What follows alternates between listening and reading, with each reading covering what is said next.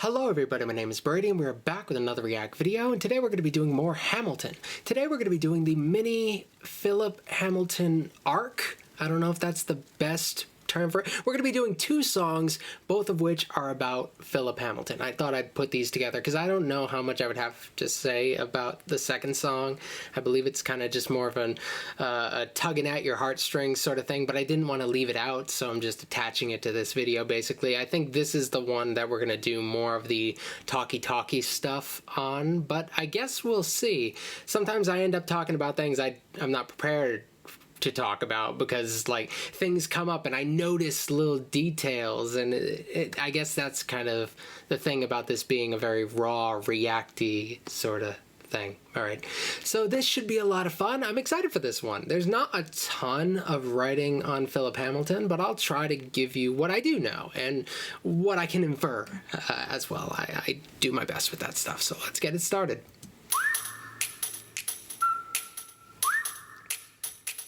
Meet the latest graduate of King's College. I probably shouldn't brag, but that guy amazing, astonished. The scholars say I got the same virtuosity, your brains as my pops. The ladies say my brain's not where the resemblance stops. I'm only 19, but my mind is older. Gotta be my own man, like my father, but bolder. I shoulder his legacy with pride. I used to hear him say that someday I would blow us all away. Ladies.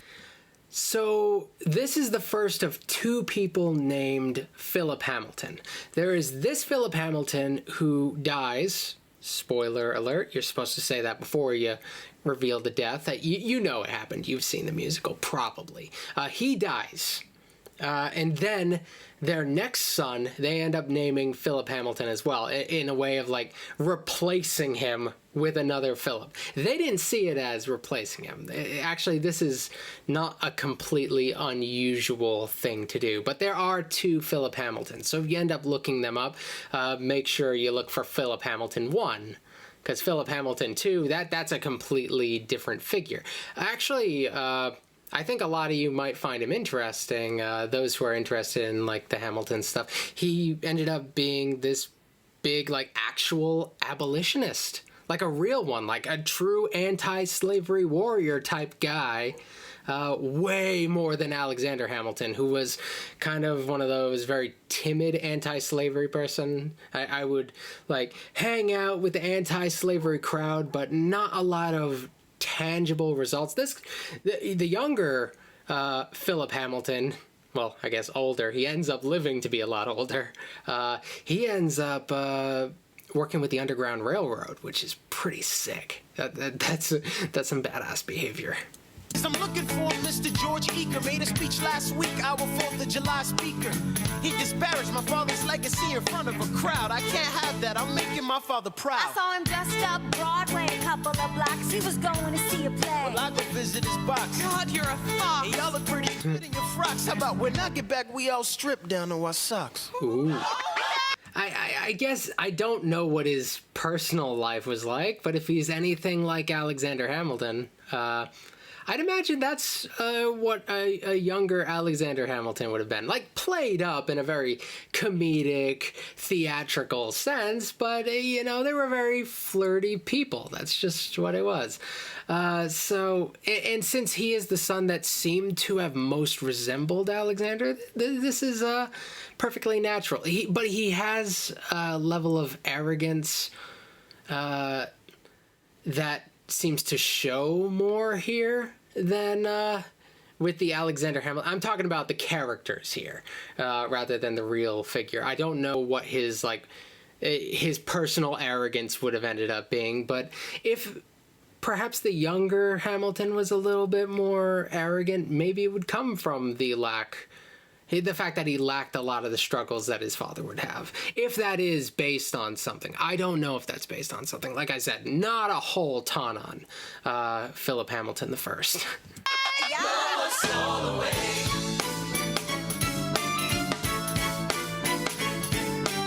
Oh, that's the piano part from earlier. I never noticed that. George, I'm trying to watch the show. You should have watched your mouth before you talked about my father, though. I didn't say anything that wasn't true. Your father's a scoundrel, and so it seems. Ooh. It's like that? Yeah, I don't fool around. I'm not your little schoolboy. See you on the dueling ground. That is, unless you want to step outside and go now. I know where to find you. Piss off and watching this show now. So, I guess, what does this mean? He's coming off as somebody who's very much an amateur to this. The other guy, he's very gentle in his approach. And one thing that I notice here is that Philip straight up says, "I'll see you on the dueling ground." That straightforward language wouldn't be normal.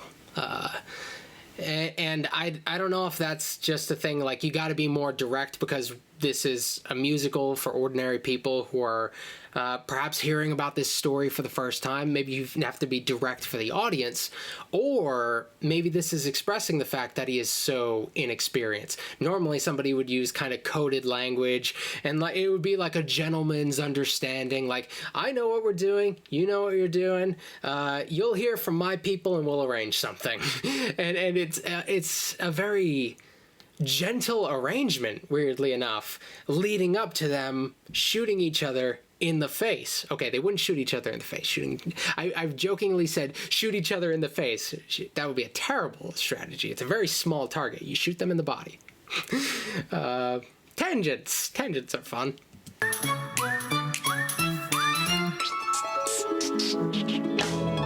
If you had only heard the shit he said about you, I doubt you would have let it slide, and I was not about to. Slow down. I came to ask you for advice. This is my very first duel. They don't exactly cover this subject in boarding school. Oh, plane's going overhead, as usual. So, it does not seem... Man, that's a loud one. That's very unfortunate. We're going to keep it in, though, because this is raw and uncut. It does not seem that Philip initially approached his father. Actually, it seems that he got his initial advice from John Church, the husband of Angelica Church, aka Angelica Schuyler. So see how everything kind of connects here. And this is actually going to connect even more with some of the later stuff, because the guns used in Philip's duel almost certainly belonged to John Church, who had participated in a duel with somebody else in this musical, Aaron Burr. So Alexander Hamilton's brother-in-law participated in a duel with the same guns used in both his duel with Aaron Burr and his son's duel with Beaker. Which is crazy. And it's really fun thinking like, oh wait, Aaron Burr actually used the gun. I don't know, maybe they got swapped. Maybe he used the other gun. But possibly Aaron Burr held the pistol that he killed Alexander Hamilton with in another duel against John Church before that. Isn't that insane? Isn't that crazy? I'm getting like kind of worked up and excited over it because it's fun seeing coincidences like that. It's true storybook stuff, and you don't always get that in history. That's kind of why the Hamilton stuff is so fun, because there is a lot of like storybook coincidences and stuff like that that do make it a very captivating tale. Even if you take the exaggerations of the musical out, I think it makes for just generally captivating history. Did your friends attempt to negotiate a peace? He refused to apologize. We had to let the peace talk cease. Where is this happening? Across the river in Jersey. Everything is legal in New Jersey. All right. So this is... So New Jersey is known for having more lax laws when it comes to dueling. In some places in the United States, dueling is illegal. Some places is legal. And then there is the gray areas, like, how likely am I to get prosecuted here?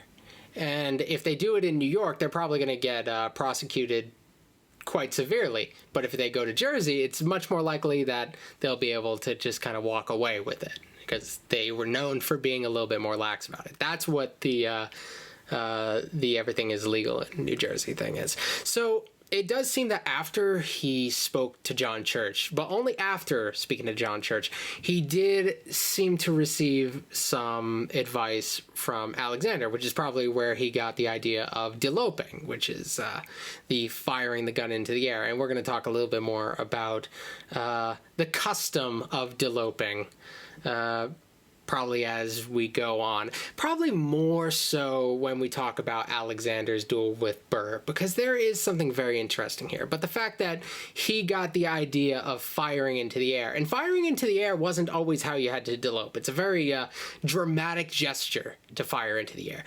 Probably the more effective way of doing it would be to fire into the ground to the side of you. But I'm not surprised that it could have been a more local custom, but I'm not surprised that somebody like Alexander Hamilton would be a fan of the firing into the air. It is a dramatic gesture. He seemed to have a flair for the dramatic, so that may have been a huge part of it. But generally, deloping would be more effective if you fired into the ground right next to you. It's more clear. There won't be as much room for misunderstanding, because when you shoot into the air, you have to actually raise the gun, which can lead to a miscommunication, and that's not what you want if you are trying to diffuse the conflict, because you might end up firing and then they're like, oh, I didn't understand what's going to happen. He tried to fire at me. Bam! And then he's got a shot to use on you, and you have nothing to defend yourself with. You don't even stand a chance at this point. You're just trusting that they're going to miss. What you're gonna do? Stand there like a man until Eker is in front of you. When the time comes, fire. Sorry, I said Beaker earlier. This will put an end to the whole affair. But what if he decides to shoot? Then I'm a goner. No, you'll follow suit if he's truly a man of honor. To take someone's life, that is something you can't shake. Philip, your mother can't take another heartbreak. Father. Promise me, you don't want this young man's blood on your conscience. Okay, I promise. Come back home when you're done. Take my guns. Be smart. Make me proud, son. So, yeah, not Hamilton's guns, but they are the guns that he seems to routinely borrow. Hamilton may have eventually acquired the guns from John Church. Maybe they were all in communication. I have no way of knowing that, but the guns were from John Church, and the guns later will be from John Church, and from the duel that isn't included in the musical between John Church and Aaron Burr. Same guns, not Alexander Hamilton's guns, but they are the guns that he would use. These awful, totally inaccurate pistols that will end both of their lives. My name is Philip. Awful luck. And I'm a little nervous, but I can't show it. I'm sorry, I'm a Hamilton with pride. You talk about my father, I cannot let it slide. I've never read any of his poetry. I've read Alexander Hamilton's poetry. I've said in the past that I don't really care for it. He has this one poem where he just straight up calls some lady a slut, which is weird and awkward coming from like a founding father. I don't want to hear Hamilton calling people a slut. It just feels odd from the time that they're in. But yeah, it's interesting that they do seem to resemble each other so much, and he ends up following Hamilton's kind of one of the paths from Hamilton's youth. Not only his educational path, but he also dabbled in poetry, like his father. I don't know if that was learned or just something that he decided later on. Like if Alexander's like, yeah, you got to be a poet. I don't know if he was pushing him in that direction or not, or if Philip's just like, yeah, I want to be a poet. I don't know. Couldn't tell you.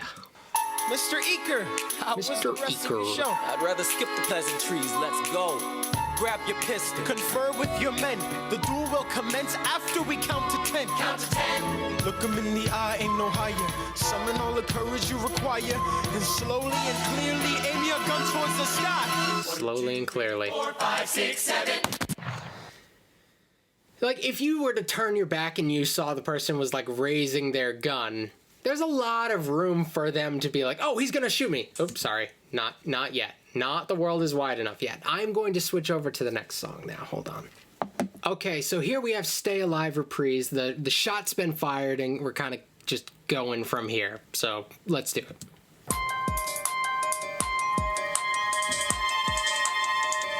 Stay alive.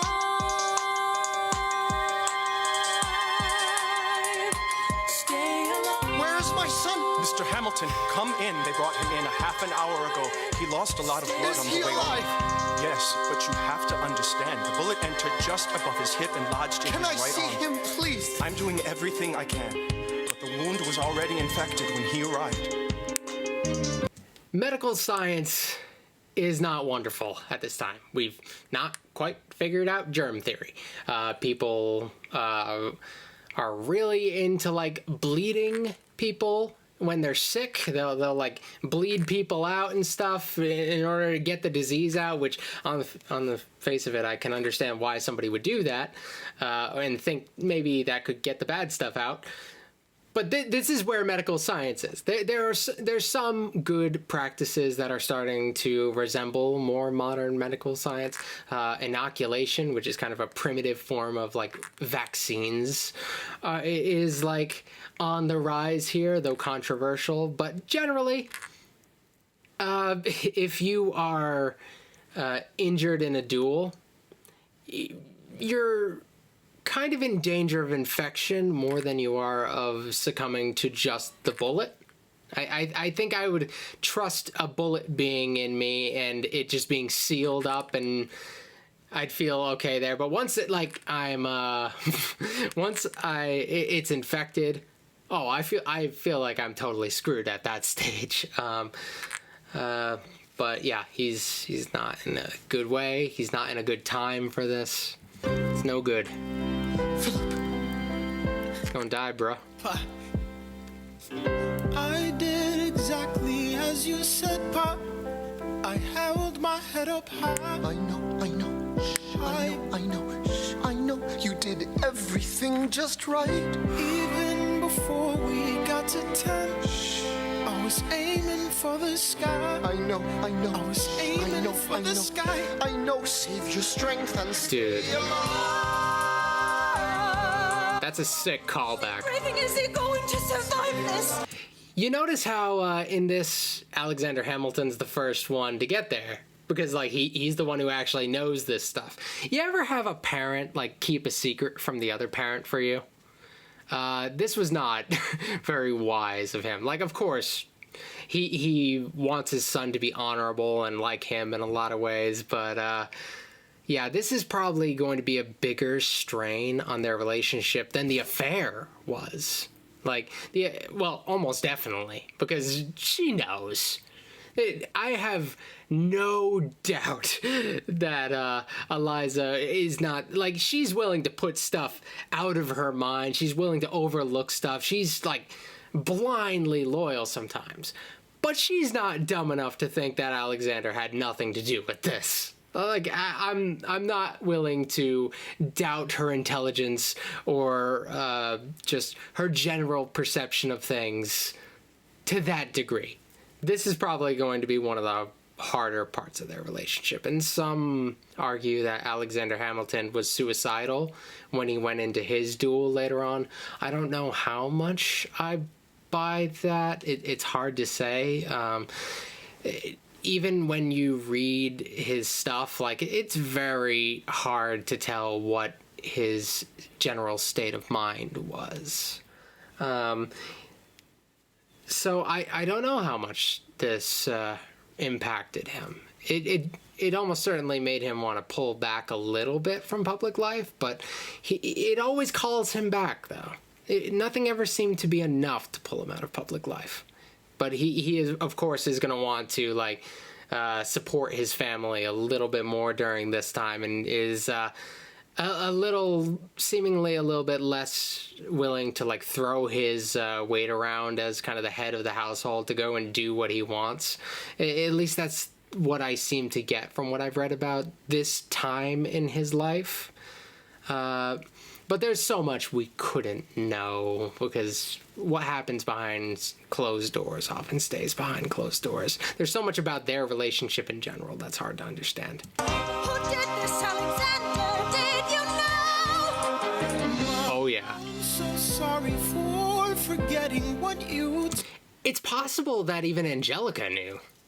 Really, it's possible that Angelica even knew about the duel before Eliza did.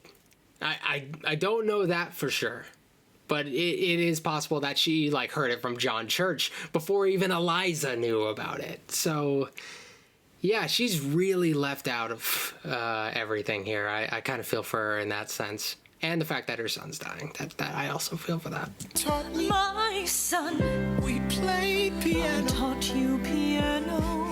You would put your hands on mine. You changed the melody every time. I would always change the line. Shh, I know, I know, I would always change the line. I know, I know. 1, 2, 3, 4, 5, 6, 7, 8, 9. Counting in French. Good. 1, 2, 3, 4, 5, 6, 7, 8, 9. 7, 8, 9. 7, 8. Yeah, that's a nope.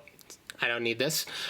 So like, I do like the little touch of her being kind of a teacher to Philip, and that was touched upon a little bit earlier in the musical. It says something kind of about a woman's role in the household at the time, but also it speaks to kind of her future as this kind of role model figure to, well, she ended up running the orphanage for a good amount of her life and played definitely a role of kind of an educator in that part of her life. So like, I kind of like how it demonstrates that general instinct of her, and it tells you so much about, like, by the time they get around to talking about the orphanage, you're like, yeah, she'd be great at that. We see that.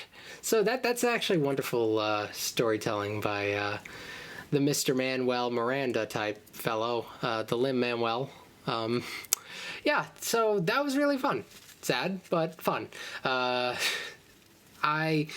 There's the It's Quiet Uptown song. I don't know what I would get out of that one.